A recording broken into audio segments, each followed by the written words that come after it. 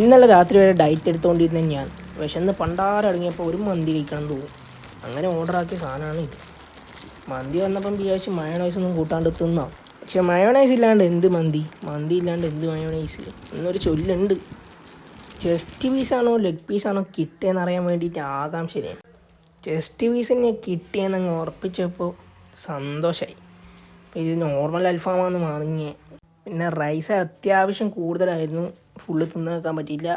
അൽഫാമും റൈസും നല്ല ടേസ്റ്റ് ഉണ്ടായിരുന്നു. ഇത് നോർമലാണെങ്കിലും അത്യാവശ്യം കുഴപ്പമില്ലായിരുന്നു. പിന്നെ ഫസ്റ്റ് ആ ലേശം മയോണൈസ് ഇങ്ങനെ ഉള്ളോട്ട് വയ്ക്കുക. ആ അൽഫാമിൻ്റെ അന്ന് ഒരു ചെറിയ കഷ്ണം എടുത്ത് ആ ചോറും മയോണൈസിലിറങ്ങി ഇങ്ങനെ പിടിച്ച് ഒരു പിടിപിടിച്ചുണ്ടല്ലോ. എൻ്റെ പൊന്നു മോനെ, രാത്രി വിശക്കുമ്പോൾ നമ്മൾ വിശക്കുമ്പോൾ ഒരു മന്തി കയ്യിൽ കിട്ടിക്കഴിഞ്ഞുണ്ടല്ലോ, ഫസ്റ്റ് ബൈറ്റ്, ആ ഫസ്റ്റ് ഒരു വായിൽ വെക്കുന്ന സമയത്തിൻ്റെ ടേസ്റ്റിൽ ഒന്നും പറയാൻ പറ്റാത്ത ടേസ്റ്റാണ്. അപ്പോൾ എല്ലാവരും ഫോളോ ചെയ്യുക.